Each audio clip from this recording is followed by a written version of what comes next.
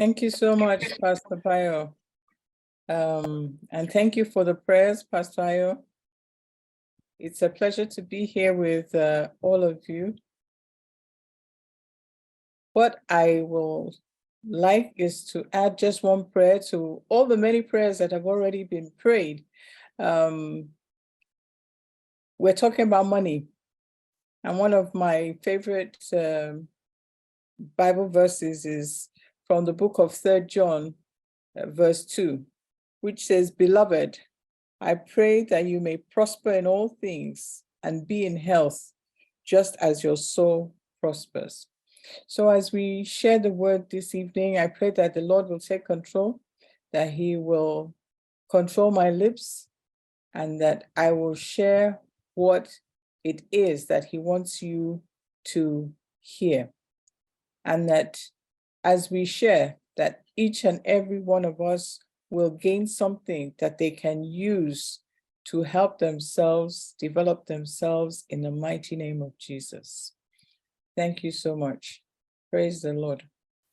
I'll go to the slide. Pastor Bayo, please, how long should I speak for?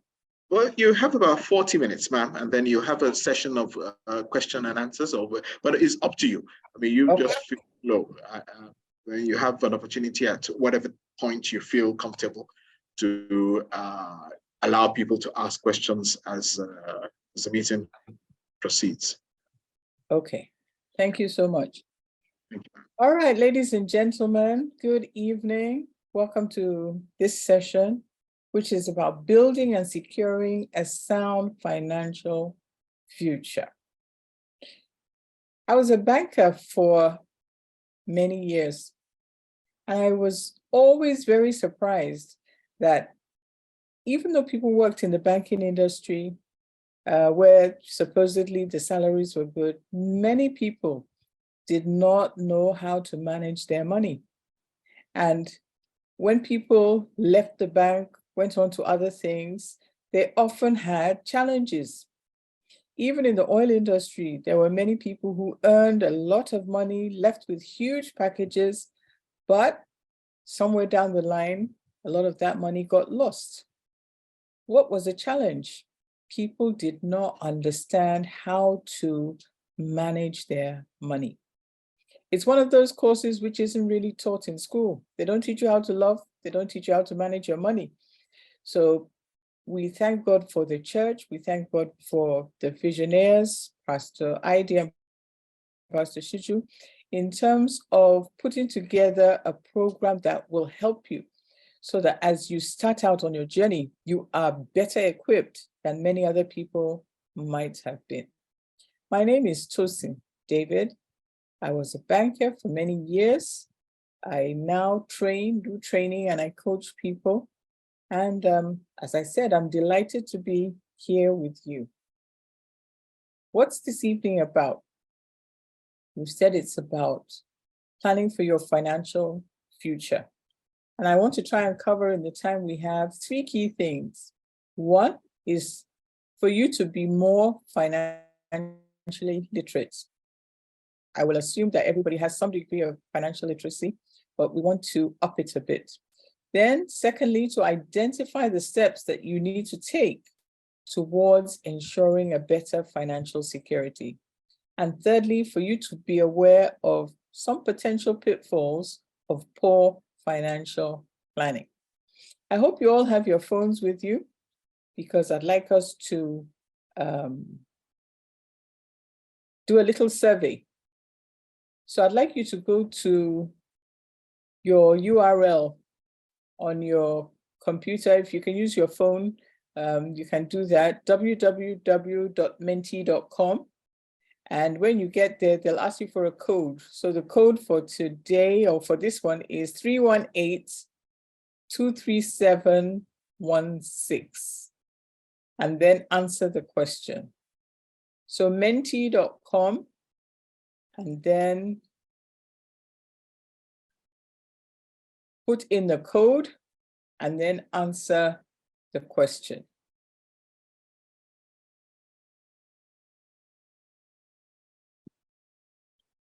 I'm going to share the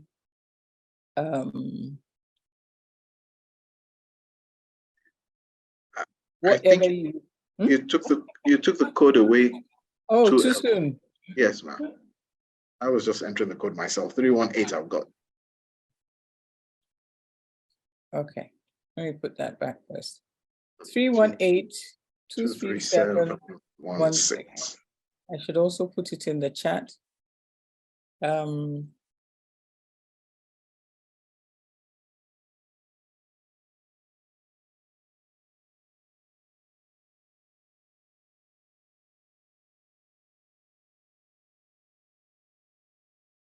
So I've put it in the chat.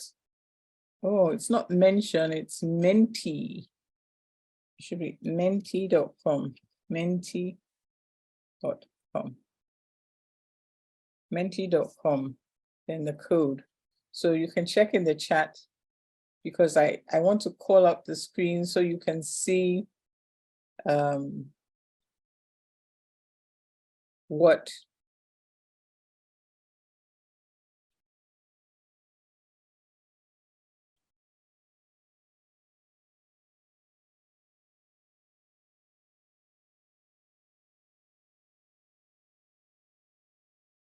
people are saying.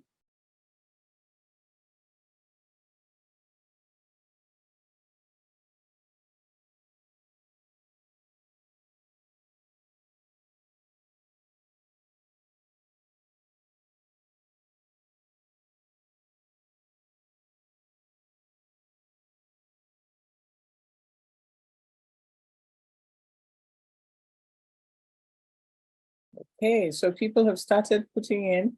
So what it means to you is investment, wise stewardship. I like that one.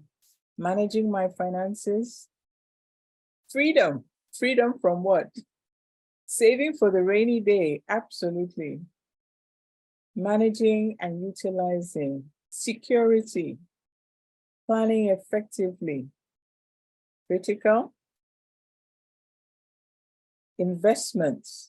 Yes. You know, because it means different things to different people. People have different aspirations. So there's no one size fits all. Transgenerational wealth creation, being deliberate. That's another good one because it is a deliberate activity. Right. What does it mean to you? What does financial planning or management mean to you? Cost budgeting, costing budgeting. Yes, indeed. Costing budgeting. A lot of things about how we look after our money. Brilliant, brilliant. I'm not going to spend too long on this because we have a long way to go. And I want to be as fast as possible. So let me just take that out of the way. All right, so we've seen that people have different views of what it is.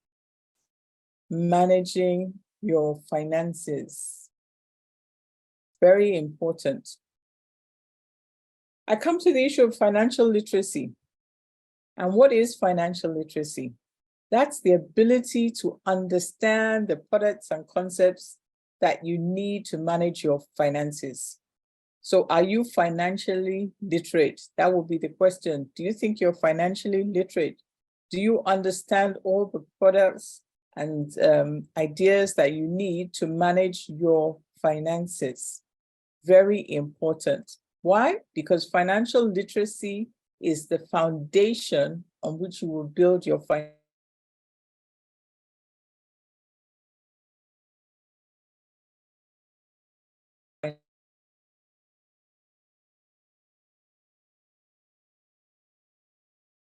What the environment involves. And it starts, of course, with your own mindset, what you believe. I may turn off my video because I see that my internet is unstable. So I'll just stop the video for now. That's fine, ma'am. Okay. So we're looking at financial literacy being very important, your ability to understand what is necessary to take the decisions that will help you build your wealth? Do you understand budgeting? Do you understand your expenses? We'll talk about that. Do you know how much you spend in a month on what? Do you know what debts, the amount of debt that you are carrying? Do you know all the language that's being used when they speak in financial terms? When your bankers write you letters or they send you messages about things, do you understand everything they're saying? You know, are you checking your statement to see whether they have overcharged you for something, or they've written in things that shouldn't be there? All of this is part of your financial literacy. Do you know what assets are? Do you know what liabilities are? So let me open that one up and see, you know, someone in the house, can you share with us, what do assets mean to you? We're talking in terms of personal finance now. We're not talking about a company. So when we're talking, we want to talk about things that we all can relate to. So what do assets mean for you? Anybody can raise your hand digitally. I think the admin will unmute you. So who wants to give us, what do assets mean for you? Someone's got their hand up. Oluwaseun. Can we unmute? Let me see. Your hand is raised. Oh, let me see if I can unmute Oluwaseun.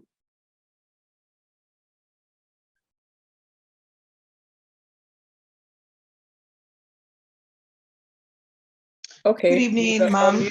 Yes. Good Okay, evening, great. everyone. Go Okay, ahead. Good so to me, I would classify assets as anything that is valuable to me. I'm bringing it to my personal finance. That would be things like savings, bonds, investments, you know, things like shares and maybe things like maybe valuable gold and the likes. Those are the things I would consider assets. Excellent. Oluwaseun, thank you so much. She said, you know, money that she has in the bank, if she has shares, if she has bonds, if she has gold, things of value. And generally, we look at things that will also earn us money. Thank you so much for that, Oluwaseun. One other person, tell me, what are liabilities for you? Okay, we have Adekemi also has her hand up. Okay, Adekemi. Thank you, ma'am. Yeah, so liabilities to me are things that I am owing people or organizations that I'm indebted to. So I could take a loan from the bank and, you know, it's part of my liabilities financially. Yes, absolutely. Thank you so much. So you've taken a car loan, you've taken an advance from the office. Those ones are liabilities. It includes things like you have to pay tax.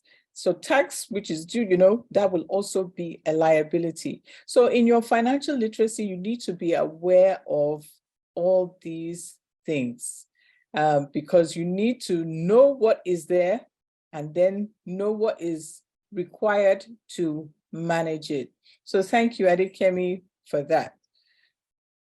Personal financial planning. How many of you have a written plan for yourself?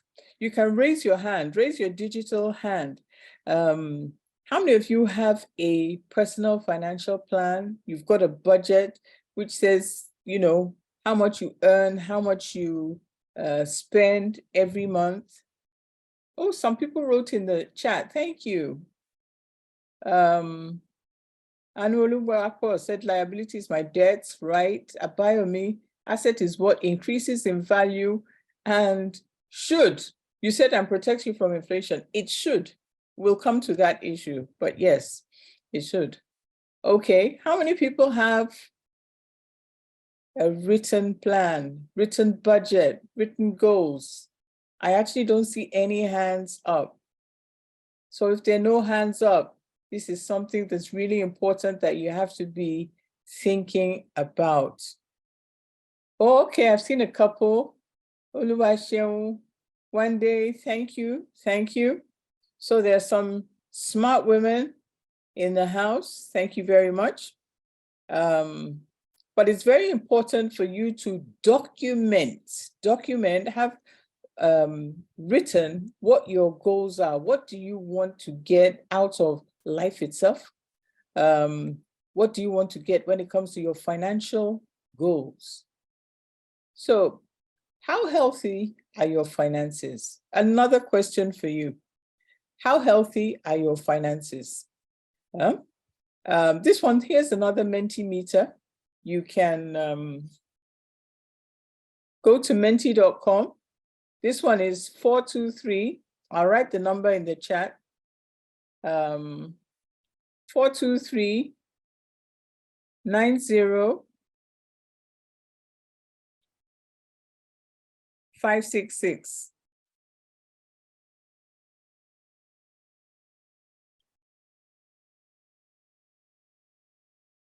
This is the starting point. How healthy are your finances right now? 423 90 566. That's the Menti code. So check. I put it in the chat so that I can call up the sheet and then we can just look at that. It's anonymous, so you don't have to worry. Your name won't show up there. Anu Olua says, I have written plans and goals. Femi says, I manage my monthly budget. Excellent. Excellent. So these are some of the things where you are financially literate that you would be looking at and making sure that you are keeping track.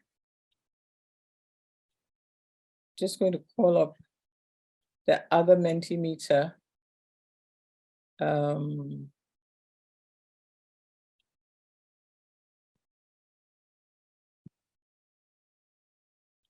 How healthy are your finances?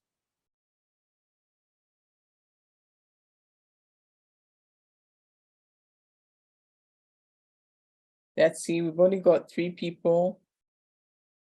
Okay, mostly fair. Any other people adding to it? What is the state of your finances?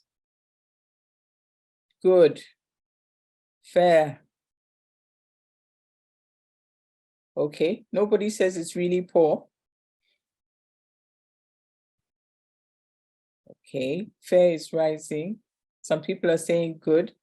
So when you say your finances are good, you say it's okay, but there's room for improvement for you to get better at it.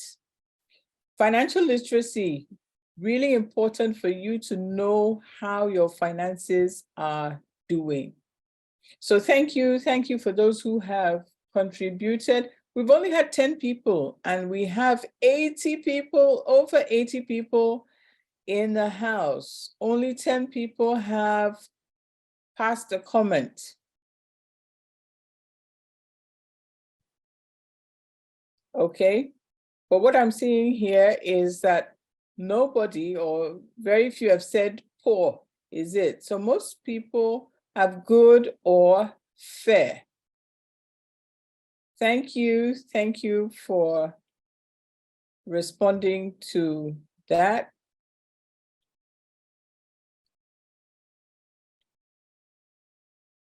So what we say is most people are around the middle. They say there's room for improvement, and some people say they're not using enough tools and they're missing opportunities to increase their income. So I'd like to hope you change your position in the next few weeks.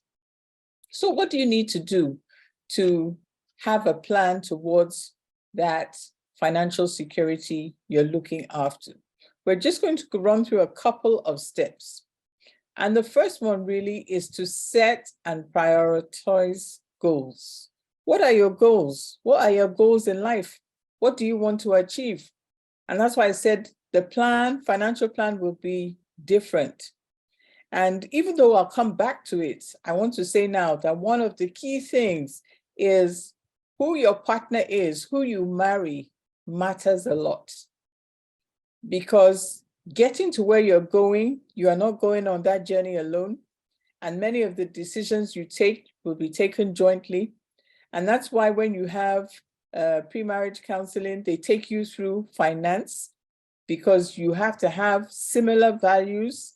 Otherwise, you'll be entering into a war zone if you're going into a relationship with someone whose views are totally divergent from yours. So when you set your goals, set your priorities, you also want to be looking for someone who has similar values and priorities as yourself. They don't have to be exactly the same. That's where negotiation comes in. You talk to each other about things. So setting priorities and goals is the first step before you create that plan. I often ask people to come up with a vision board. You know, a vision board, this doesn't have to be in writing. This can be in pictures. Where do you want to end up in 5, 10, 15, 20 years? When you're 80, what do you want? What house do you want to be living in? What car do you want to be driving? What country do you want to be living in? Because everything that you aspire to, there is a route and there are steps that will take you, and all of them have financial implications. So we say begin with the end in mind. You have to be clear about where you are going to. Then set financial goals. What are they?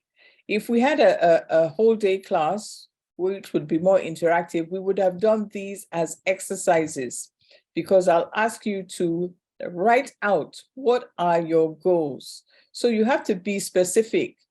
In this financial matter, you don't leave things to chance, and you're not just wishing and thinking about things. You have to be deliberate, you have to be specific.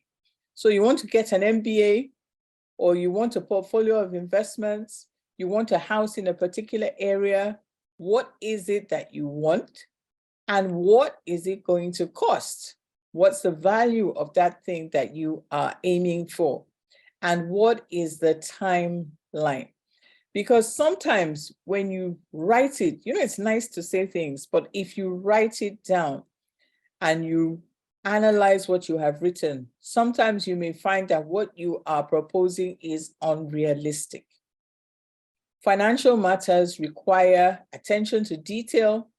They require discipline. So this is one of the exercises you should do for yourself. List out what your goals are. And then you would have goals short term, medium term, long term, not all in the same time frame, you know, but say what it is that you want to achieve by when. Your budget. You need to have a personal budget. We have a few people who are already doing that, but it's something that you need to be more deliberate about. Create yourself a budget worksheet. You can download one off the internet. Everything is available, but you can create one on Excel if you're already good with Excel, and come up with the details of your spending. How much do you earn every month, or when you earn it? How much do you spend on what? You need to detail how you spend your money, most importantly, you know, because that will guide you going forward. Are you spending too much on one thing or the other?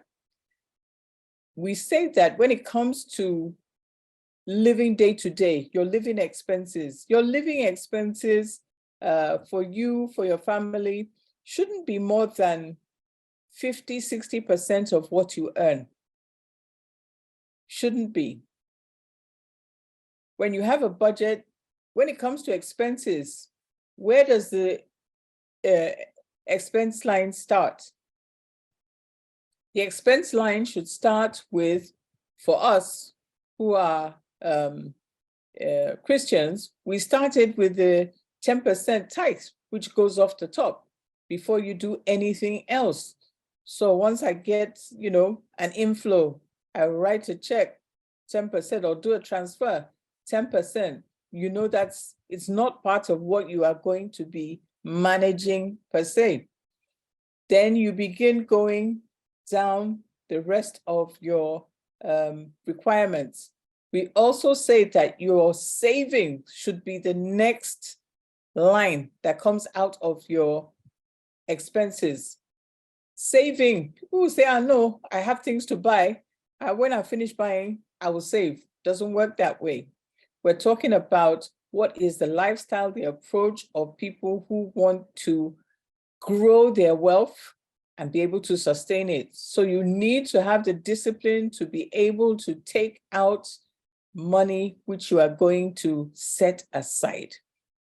It's only after you have taken off your tithe, taken off what you want to set aside, that you then can look at what's left and you plan how you want to spend it. When I say plan how you want to spend it, you have fixed expenses, your house rent, your utility bills, your car maintenance, school fees, all the rest of them. And so you figure out how you can apply what you have left. The challenge that many people have is that because they spend before they save, at the end of the day, there's no money left to save. And they say, I don't have enough to do everything I want. It's a mindset thing. You need to have the mindset that you cannot do anything till you've taken off the top items. And then what does that tell you? That what money is left tells you what you can afford. It tells you what you can afford. So people have to learn to live within their means. So you don't plan and budget for what you haven't got. And if you are setting goals and you're budgeting, we'll come to the next step, which is where will the money come from? But the approach that you should use when you're budgeting is, how much do I earn? How much do I spend? And when I'm spending, I spend, I take my tithe, I take my savings, I then allocate the rest to live the life that I can afford. If you want to live a different life, that takes you a step back to the goals, because when you set those financial goals, you're going to have to say, as we go along, how you will achieve it. Question, this one you can just answer in the chat. I said, what's your major source of income? Are you depending on money from an inheritance? Do you have a godfather? Is it your job? Or do you have a side hustle? You know, some people actually earn more from a side hustle than they do from their job. And after they have done the side hustle for a while, they will leave and join and do the side hustle rather than the job. So where do you earn the most of your money from? Okay, Tosin says both job and side hustle. Adedayo says my job, Gladys' job, you know. So many people, one thing you need to remember, if you are living on a job, that's like what we call active income. You're the one working for that money. The day you're sick or the day something happens to you, my job and side hustle, the money stops. The money stops. And that is why we'll get to the point that you need to be earning money from sources other than your job. Okay, a family inheritance, my business, job and side hustle, job and side business. Good for you all who have spread your tentacles. The only thing I will say about the side hustles is I always say you have to know who you work for. Because if you work for an organization that says you should not engage in private practice or any other activity, then maybe you need to be working somewhere different. You do not want to disobey the regulations of the place where you are working. So talking about work is where you earn money. So what kind of work?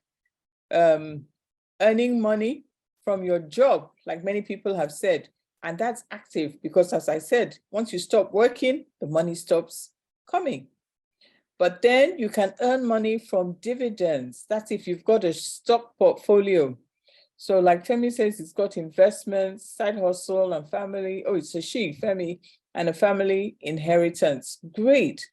You know, dividends, if you've got shares, and it's something, one of those things that you probably need to invest in, particularly at a young age, it's good. Build yourself a portfolio and you earn dividends.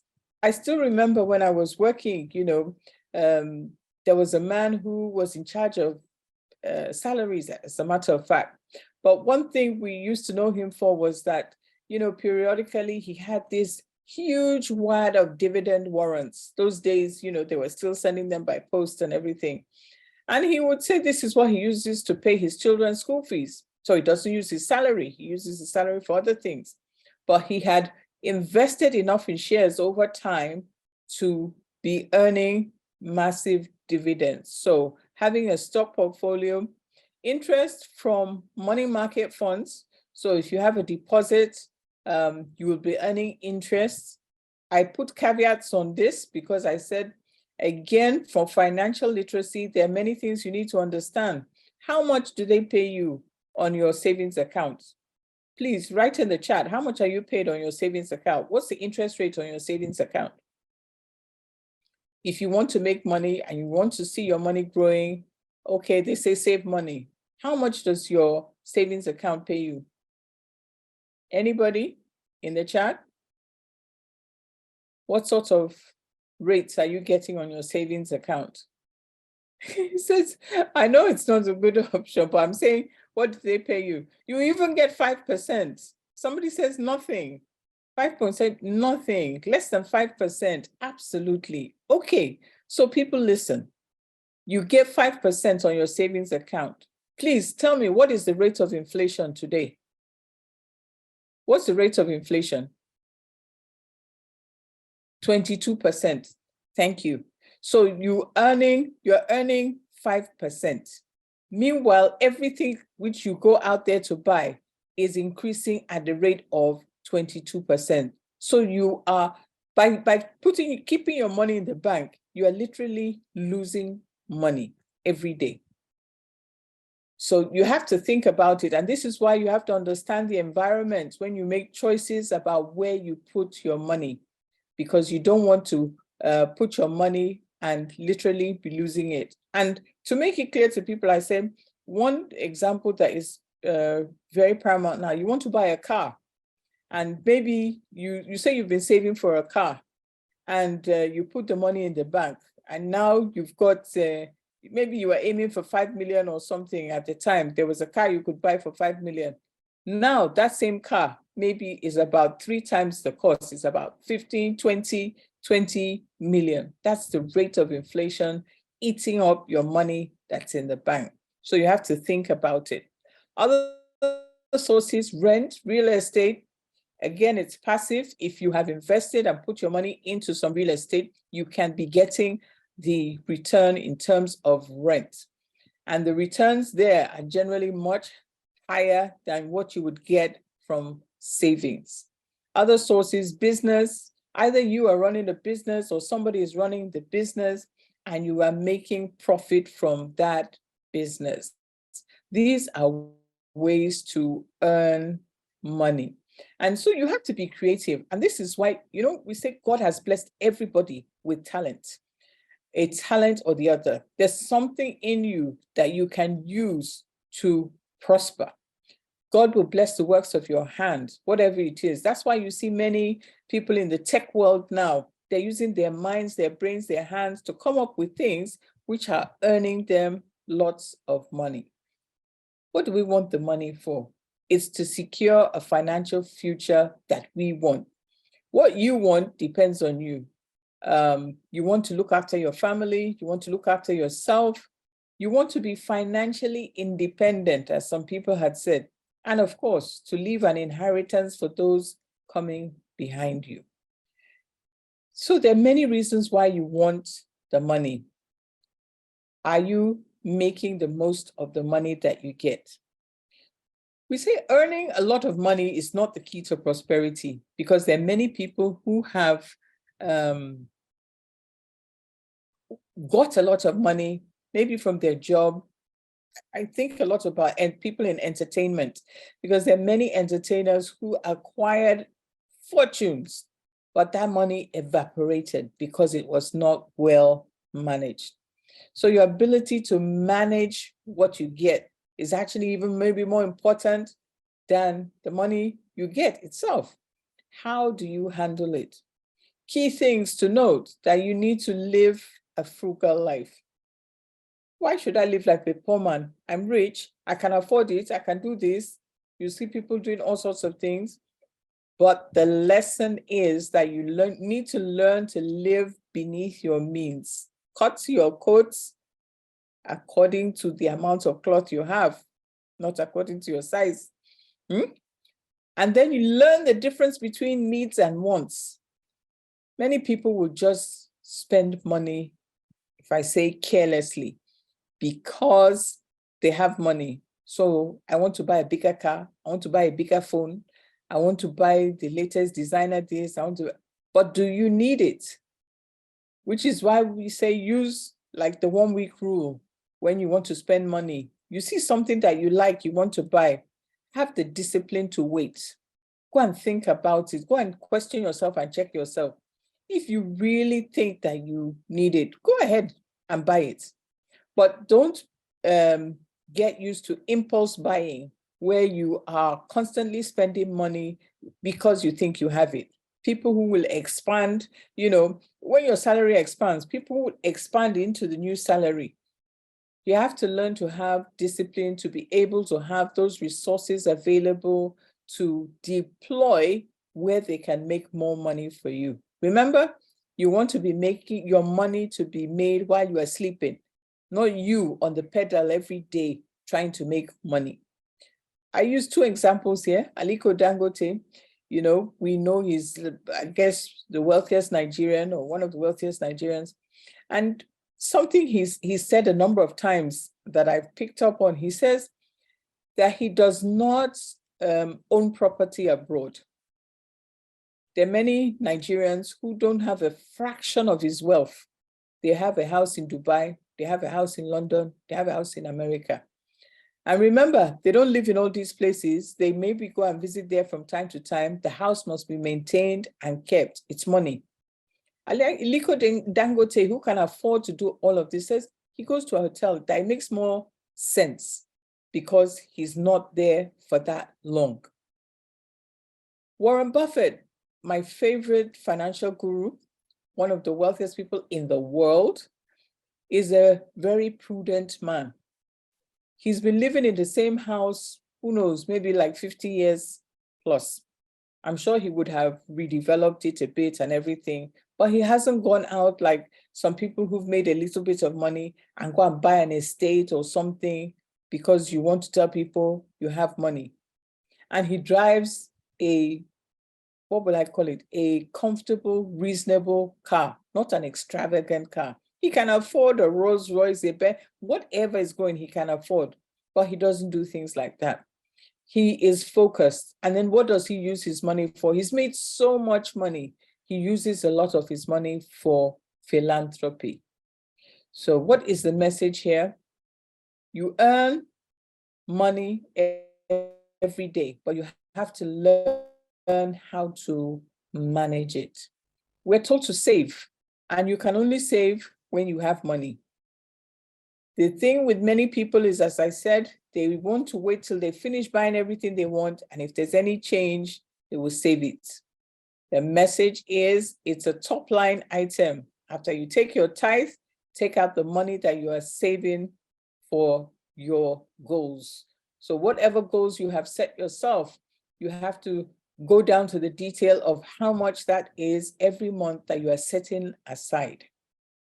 The things that you want to save for, if you hadn't written them on your list before, one is to have an emergency fund, i.e. this is money for a rainy day. When people started in, comments in the beginning, they said they wanted to have money for a rainy day, for, things that happen. have something which is like 6 times what you earn. So at least what happens if somebody has to go to hospital, if there's been an accident, if things are happening, there's money that you can go to. You leave it there.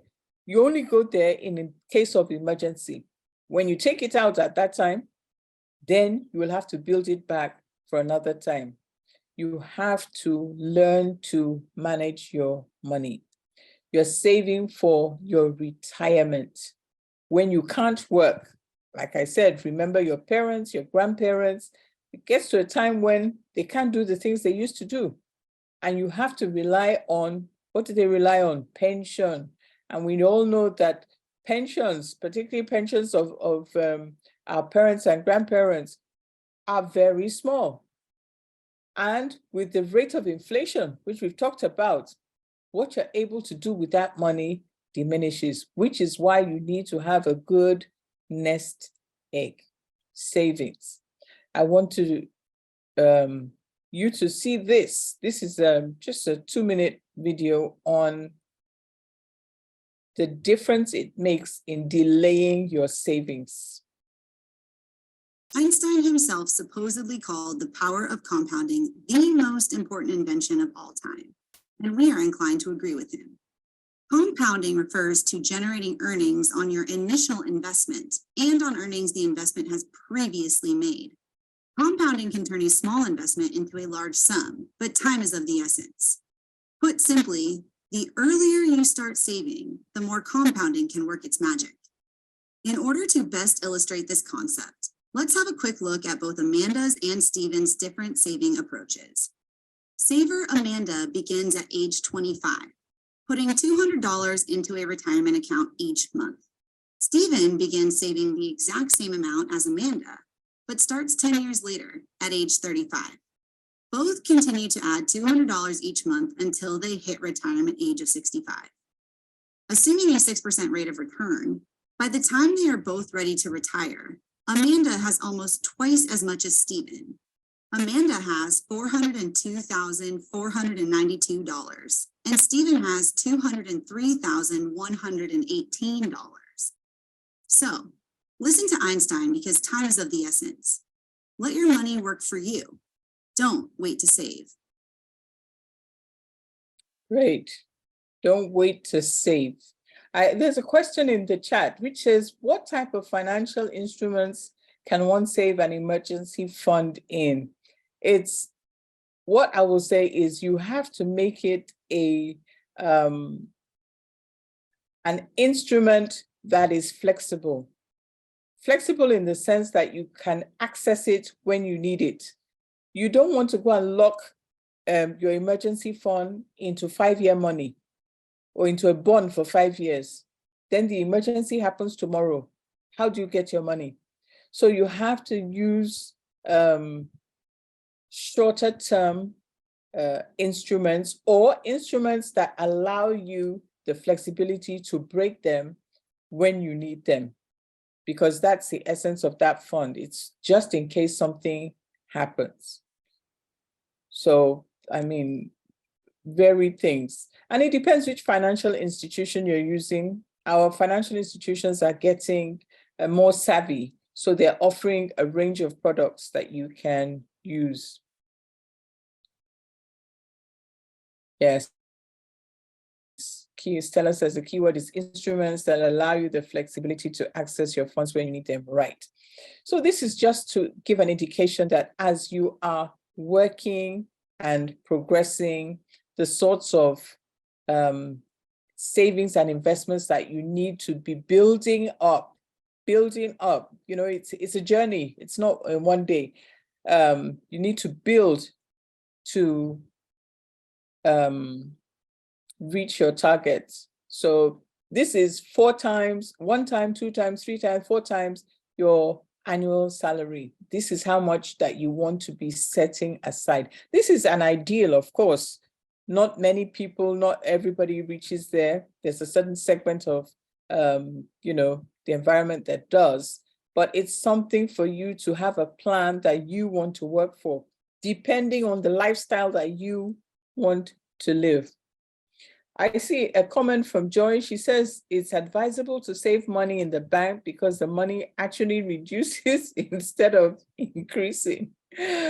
You're right. You're right. So just again, a couple of comments about wealthy spending behavior, the way wealthy people think when it comes to money, that people who are not so wealthy typically don't think. They budget. You'll be amazed. In fact, some people say there are some people who are really rich who are, they call them stingy.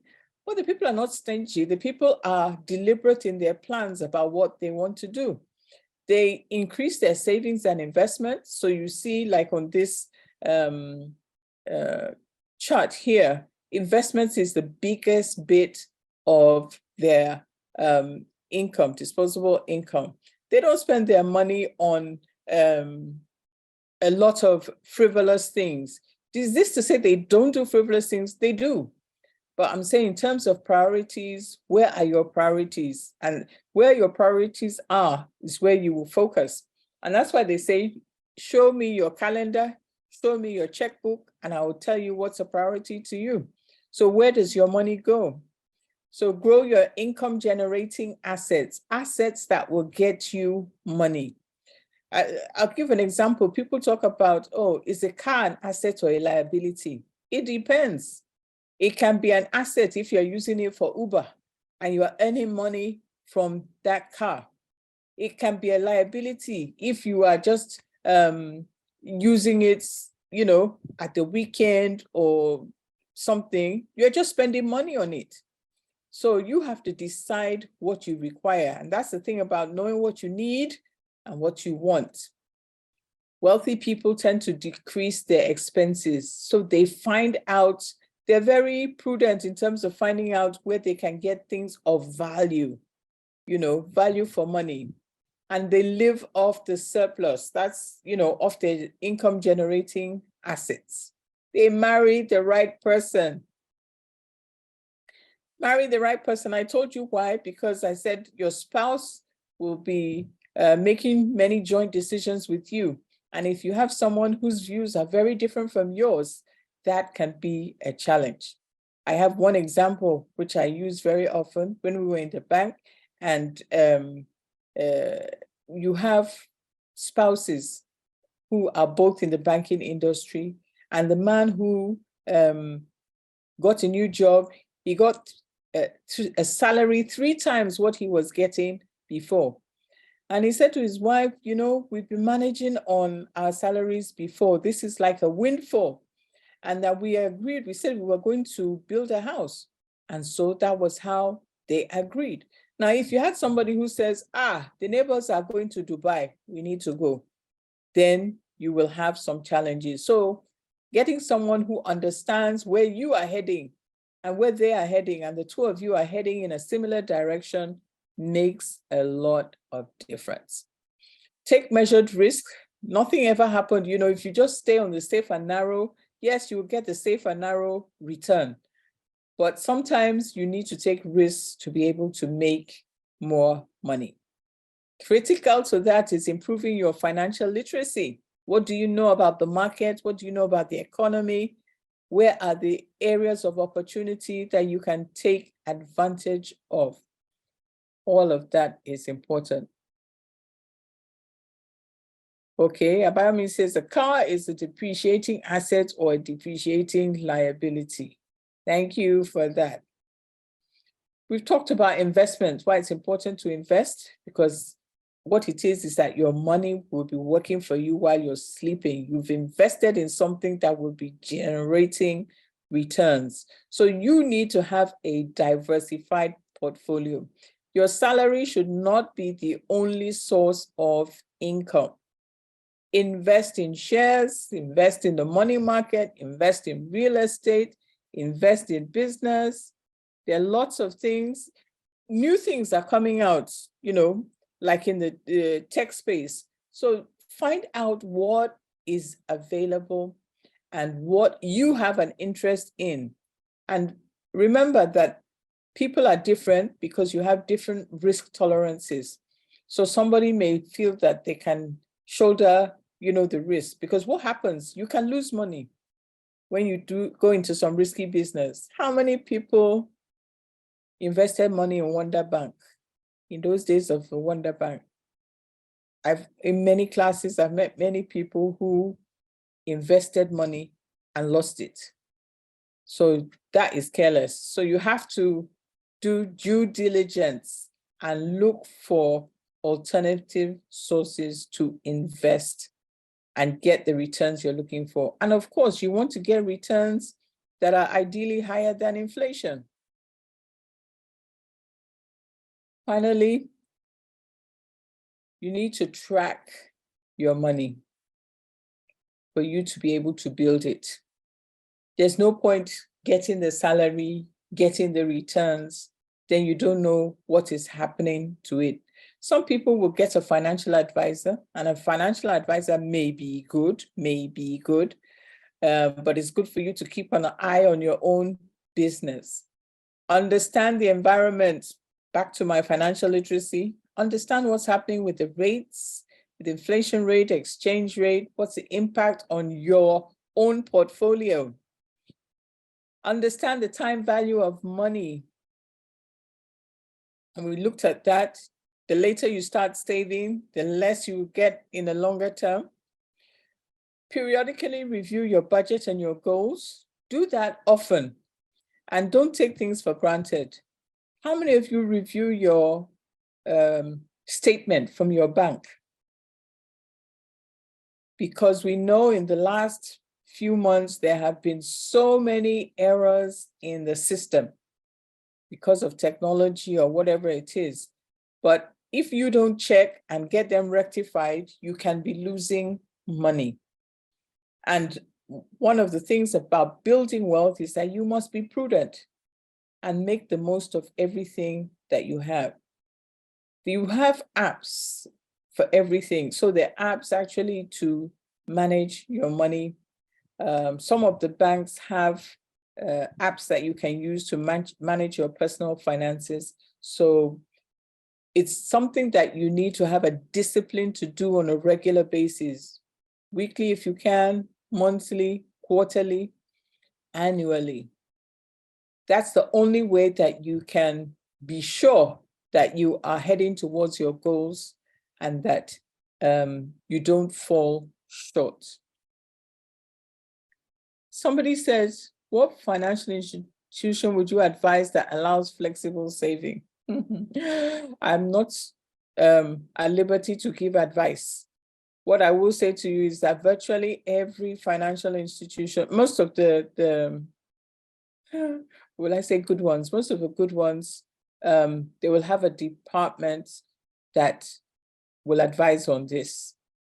You can get yourself a financial advisor, but I think for now, I mean, if you're starting out, many of the banks will go in and talk to someone, say you want to do wealth management or you want to do investments, and let somebody talk to you. Talk to different people until you find someone who you're actually comfortable with. Can you give a list of shares one can invest in? I would not. Again, same thing. I'm not supposed to give advice. But again, if you get a stockbroker, get a good stockbroker. And I always say shop around, get a second opinion, third opinion, ask people for referrals till you get what you like. One thing I like about stockbroking is if you have a problem with a stockbroker, report them. You can report them to the stock exchange, SEC, and they will deal with them, because I've been there before. Someone is saying I can offer free financial advisory. Okay, if you have the skills, if you are a recognized operator in that area, then I think it's a wonderful thing. If you have the opportunity, I'm sure somewhere in Connectnow, they must have something which allows people to share what their professions are and how others can take advantage of that. So as we wind up, I want to just talk about consequences of poor financial management. If you do not take the time to manage your finances, You can lose your job and be without any income. You may suffer illness, as a result of anxiety and depression when you can't pay your bills. We've seen so many who have come, they can't pay the children's school fees anymore. The children have been thrown out of school. Something happens, some in-law or some relative has some emergency, they come to you for money, and then it all tends to spiral. So these are the consequences of poor financial management, and we would not want anybody to find themselves in that. You can imagine starting life with someone, your new partner, and you did not discuss financial matters or how we plan to build what we're going to build, or what are the things we want to do. They're very important decisions you need to have with this person that you want to settle with, because if not, the potential for misunderstandings and for problems to arise can happen, and we don't pray for that for anyone. Key takeaways. What do I want you to go away with? If you want to be rich, you need to be financially literate. That's one. So read, talk to people, watch things, set goals for yourself. Very important. Financial goals, set financial goals. Make sure you're earning money. God will bless the works of your hands. Multiple streams, doesn't have to be one thing. Have a few. Live frugally. You don't have to go to every party. You do not have to wear ashwebi to every event. You can support your friends in many different ways. You do not have to have the latest iPhone. Because when I ask some people, the cost of the phone that they buy, then was almost the equivalent of buying a Tokumbo car. So, and this phone can be stolen in the first week. And I say, do you need this phone? Is there nothing cheaper that can fulfill all the functions that you need from a phone? That is the difference between a need and a want. Because you can need a phone to communicate, yes, to do a lot of things, and you can get one at a reasonable price. But if your ego is more important, you want to have the latest that the man who owns a private jet has, you want to have the same phone as he has, is something you need to think about. Takeaways, make sure you save regularly. Make it automated so that you don't have to be thinking about it. Tell them, once my money comes, put this amount in the bank. Invest wisely. So you have to learn to build up a diversified portfolio of assets. Can be stock, can be real estate, can be business. Just build something. Then track and manage your finances. Use technology, I said, because all these apps will help you do that.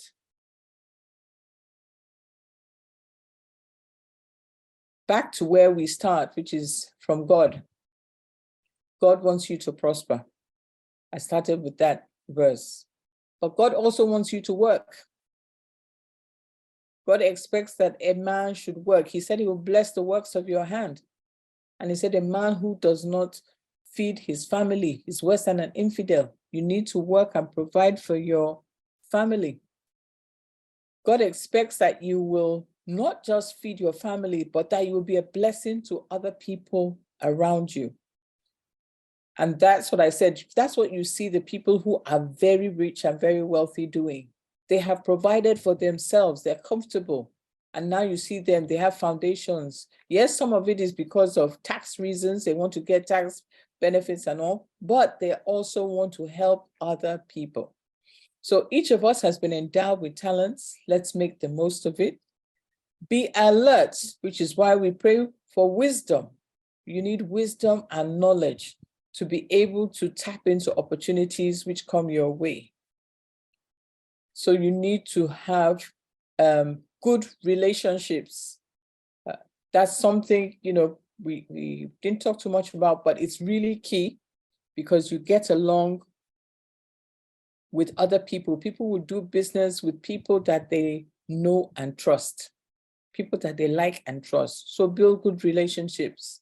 And above all, remember to honor God, who owns everything and who gives us the power to get wealth.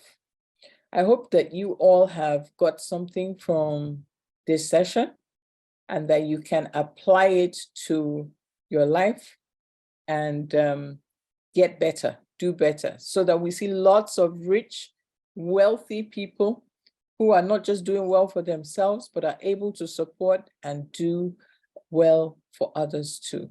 I've put some resources here. These are the reference materials that I use. Some are very tiny, but they're books you can read and inspire yourself even more to keep going. So what do I say? Any questions? So now, if you have any questions,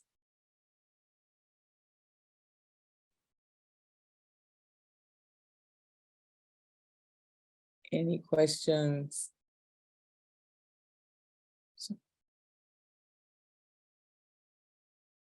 Thank you, thank you. Please try, you want slide 27? 27, yes. Okay. Let's look at the books. You can take a screenshot.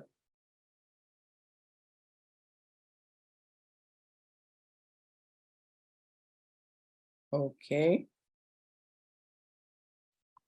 Ugochi has a hand raised. Good, can you unmute yourself? I think, yeah, she's unmuted. Hi, good evening, Ma. Good Thank you so evening. much. Thank A you very pleasure. much, Ma.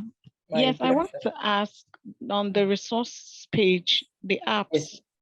the Mint, is it a budgeting app or what exactly is It it, Ma? is personal, yes. So personal finance, mint.com. If you go to mint.com, Okay. you will see it. But what I found about it is that, I think it's more for people in America because it links, they actually allow you to link to the bank accounts, to their bank accounts.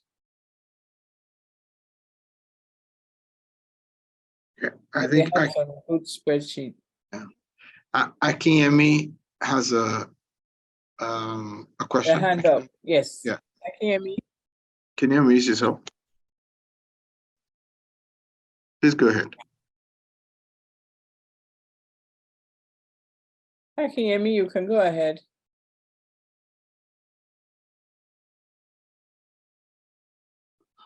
You're unmutable, we can't hear you. Oh, really? We can't hear. Akinyemi, we can't hear you. You want a handout? You'll have to talk to... Okay. Sorry, I think I've got unmuted now. Yeah. Okay, sorry about that. Thanks so much for the excellent presentation. It's quite enlightening and educative. Yeah, with investment, over the experience, because I found out that maybe stock investment is related to the economy. So I've invested in stock markets for a while, and I've realized that one has to be very on top of it because at times the stockbrokers, you invest with them and they don't, as you said, you have to be the one monitoring your money, because if you leave it to the stockbrokers, they don't care, they just get their commissions and you pay interest, and that's what they're interested in. They're not, some of them don't give you advice on what stock to buy. Some of them don't even know because it's a very volatile market and you could lose money easily. And there are a lot of people that have lost money over the years. So I think it's something that you have to monitor frequently so that you don't lose your money, so because the main so you don't lose, because a lot of people have lost money I've lost money in the market and I've made money back in the market as well. So one has to be very careful. You have to protect, you have to come up with a plan, because I think one of the wrong ideas that people do is, that I find that is wrong, is okay, and stockbrokers' advice is just put your money there, get dividends. You find out that, let's just give an example of Savannah Bank. People that invested in it was the richer people that got their money out, and the other people lost their money totally. So, and there are things like that, and there's a lot of restructuring going on in the financial. Okay, let me say something about that. Just generally, you're absolutely right that you need to be on top of it. This is the point about financial literacy and being aware of what is happening in the market. because when you said, some richer people got their money out, they also had information, no doubt. And if you have good relationships with your broker, you will have the same information. Okay. Doesn't matter how small an investor you are, you can get that information if you are working with a good broker and one where you have good relationships. So your points are spot on that, yes, even if you're going into, building a stock portfolio, keep your eye on it. And that's why I said shop around. I believe in shopping around, getting other people's opinion about the brokers, etc., because nobody's perfect and things can still happen. So Yeah. thank you so much for that. Yeah, and because the economy is a bit, I found out that there's a correlation between the economy, how well the economy is doing, and the stock market as well, because any bad news will bring down stock of mine and you can lose money that way. Good news brings up the business. So, okay, I think that's all I need to contribute. Okay. Thank you. So about that, the economy and the stock market, another thing is that we say that the stock market is usually for the long run, that unless you are an active speculator in there and you know the stocks and you know what you're buying and selling, but if you are just entering it, for the long run, if you choose your stocks well, you will always come out on top, So yes, it can be affected by the state of the economy, definitely. Ime Joseph, please go ahead. Thank you very much for such a wonderful presentation. A lot of things which I just came to my mind while you were presenting. First and foremost, this is I'll call like a global audience, but I'll focus more on Nigeria. I'm in the real estate sector, and particularly in Nigeria, and there are a lot of opportunities in the real estate sector in Nigeria, particularly even if you're looking at it from Lagos axis. Yes. But I want to ask on things like what are your views or what are your advice, things like investments in the real estate, particularly talking about assets and liabilities. Yes. Will you qualify? For instance, somebody's going into a fresh investment in real estate. Like for instance, you want to buy a landed property, or you want to buy a house, which may not have immediate appreciable value now, or maybe for the future, maybe for security. Will you classify that as an asset? Maybe someone wants to buy maybe a plot of land in, let's say, like Ibejuleki. And right now, that plot of land is not, does not have the kind of value it has right now. The time that you get a return on investment, maybe like 5 years time, will you classify that as an asset or a liability? And particularly if you have to pay because if you have to pay maybe like a payment plan, that's number one. Number two, I want to talk about family too. In your presentation, it seems to be you're focusing more, you seem to be a little bit Western focus. For instance, we in Africa, we know that we have a lot of, definitely, if I'm going to marry somebody. Extended family. Yes, extended family. And that comes with its own problems, financial problems too. I know I have an aged auntie who I look after.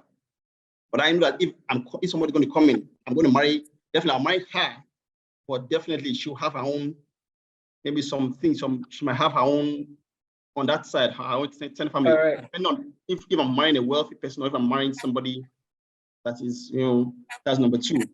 Finally, talking about these investments also, I want to talk about if somebody had put in some money, some kind of investment, and the investment had crashed, and is a little bit, how will I say, is a little bit apprehensive about putting in investing again. What will you advise that person to do right now? You talked about Wonder Banks. Yeah, Wonder Banks was way back. I know when I was in university when that happened. Right now, people invested. I know people invested in MMM and crashed. Yes. A lot of things that they've invested. Right now, when you mention something, it becomes because of that pain. So some of us had gone some investment, had crashed, and had to start all over again from scratch. Yes. So right now we are much more careful And now you're thinking about that. Now somebody's coming into your life and the person may not understand that you have gone through all that. So when you're looking at the whoever your spouse is going to be, you have that financial pain that had happened in the past. I don't know what you have to say about that. I don't even mind to communicate. Yes. Okay, so you talked about the real estate buying, like if you are going to buy land in Ibejuleki, is this an asset or is it a liability? I guess when you are not fully paying it off, because the way I hear you, it's on a payment plan. So in fact, you're not going to own it maybe for a while. I would still say that the land is an asset, because what we have seen, at least in this country, is, at least in those kind of areas, is that over time it will appreciate. And that axis is the axis where things are happening now, all the way down to Ekwe. So I would still say it's an asset. I hate to say, I bought something along that side, which I subsequently sold, but I guess maybe things are better or were better. So I mean that actually worked well. So short answer, yes, in terms of it, is it still an asset? Yes. The issue of the extended family, yeah, when we marry Africans, you marry the family, as it were. But if I go back to budgeting and the conversations that you would be having with your intended is, how do we want to deal with these types of things? Because you need to deal with it. And you know, there are some people who will give everything they have. I don't know if our pastor is here, Pastor Iti, because Pastor Shuju, has passed some comments before about the way things can be in terms of, maybe one party in the partnership is very prudent, and then the other party is extremely generous. So somebody might want to give away the whole house, but you have to be able to manage each other, negotiate. At least you should have some basic understanding about what the plans are for yourself. And when we talk about budgeting, it doesn't matter that it's extended family or whatever it is. You have a finite amount of money that you earn. So when you are apportioning your money, doing your budget for how you're going to spend school fees, rents, all the rest of it, within there, you will have a portion which is going to be for, if I say for gifts or for family or for whatever it is. You may not spend that money every month, and you may not spend all of it, but somehow you're making an allowance for it, so that, because people will come to you, they cannot ask you, people should not be able to come to ask you for your salary, which you have worked for to pay for, your family and co. And then you are now supporting them to live their life. That's up to you to determine how you want to do that, in terms of, is that the life you want to live? And if it is, then you have to live with the consequences. But ideally, you and your spouse, it's one of the things you would have talked about and said, look, when it comes to family, this is how we're going to do these things. There's nothing perfect. And in relationships, it doesn't work cut and dried, but you will have some understanding about how you want to approach it. Then the last one, where you talked about this attitude about you've been through the crash and some traumas. This is why we talk about, you have to understand your own risk profile. When I was doing private banking, one of the things you have to do is you have to do a screening of every client. The client has to say what their risk appetite is, because there's some investments, if you invest, you can lose all your money. So you can't come back and say that the bank advised you wrongly. No, you took a decision that you are willing to go with this investment. If I lose everything, I lose it. But if I win, this is what I get. So it's for you to also be realistic and do your own risk analysis. What's your risk profile? Are you prepared to take risk? If you're not prepared to take risk, that's why there are investments which don't have such a high risk profile. So I hope that helps. Thank you so much, ma'am, because Okay.